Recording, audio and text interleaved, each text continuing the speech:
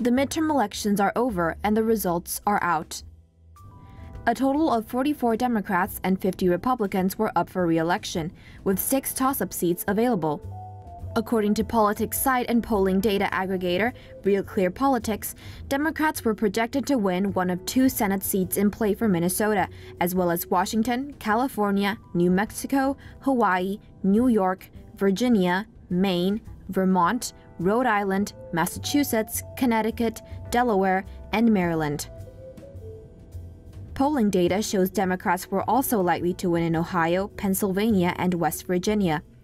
The other seat for Minnesota, as well as seats for Wisconsin, Michigan, and New Jersey, were also leaning Democrat. According to Real Clear Politics, the Democrats won in Washington, California, Montana, Michigan, 2 seats in Minnesota, Wisconsin, Rhode Island, Ohio, West Virginia, Virginia, New York, Massachusetts, Connecticut, New Jersey, Maryland, Pennsylvania, Delaware, New Mexico, and Hawaii. They also flipped Nevada.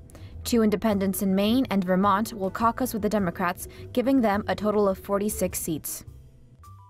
Republicans were projected to win in Utah, Wyoming, Nebraska, and one of 2 seats in play for Mississippi. Republicans were also likely to win the other seat for Mississippi as well as for North Dakota, while Texas and Tennessee were leaning Republican.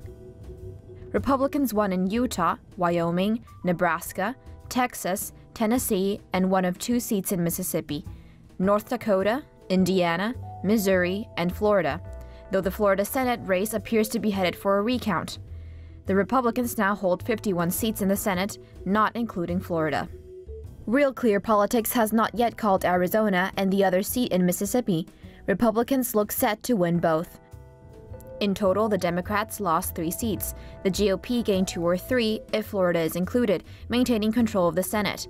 Even in the unlikely event that the Democrats win the seats in Arizona and Mississippi and win a possible recount in Florida, the Republicans will still keep control of the Senate. Will Trump be able to follow through on his plans for U.S. space exploration with the new Congress? Keep watching for this and other videos on Trump. Trump seems to have an uncontrollable fetish for dictators. President Donald Trump made history this week as he met Kim Jong-fatty, North Korea's murderous dictator, in Singapore.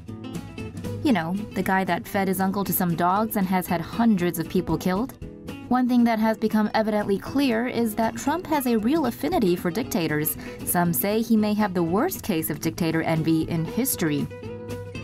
While meeting with the G7, Trump proposed letting shirtless Putin back into the G8, while at the same time just skipping over the invasion of Ukraine and the annexation of Crimea like it was his veggies.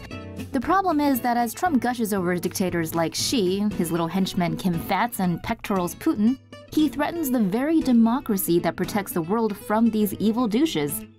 President Trump literally is the most powerful man in the world, yet he looks up to spineless autocrats and envies their strength.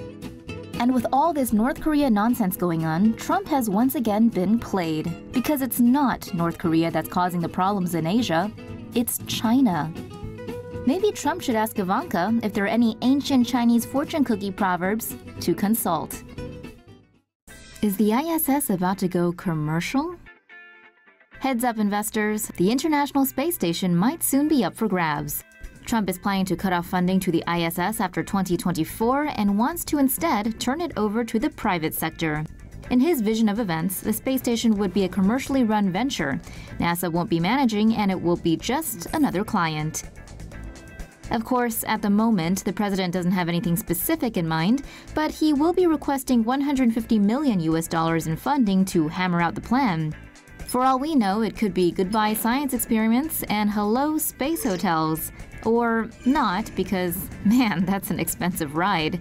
If the US does give up its space outpost, there's no doubt Russia and China are going to swoop in to lead the space race.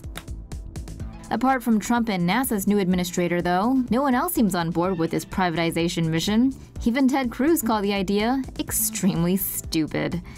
Here's hoping someone, everyone, can stop this madness. Someone's getting way ahead of themselves. The president of South Korea is rooting for Trump to be awarded the Nobel Peace Prize for helping bridge the North-South divide. And no, he's not joking. With the two Koreas now talking peace and denuclearization, President Moon Jae-in says it's mostly thanks to old Donald. The same peace-loving fella who threatened North Korea with nuclear annihilation just a year ago. Sure, the Trump administration has been hurling sanctions and insult tweets left and right, and breathing down both the North's and China's necks. But it's hard to say just how much of that is actually responsible for Kim Jong-un's renewed interest in peace, if he's even truly interested.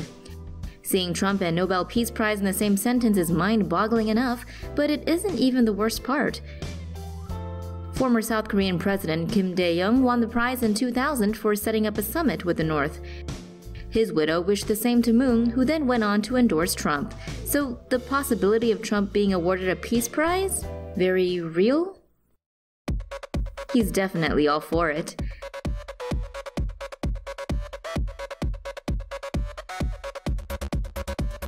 The rest of us, not so much.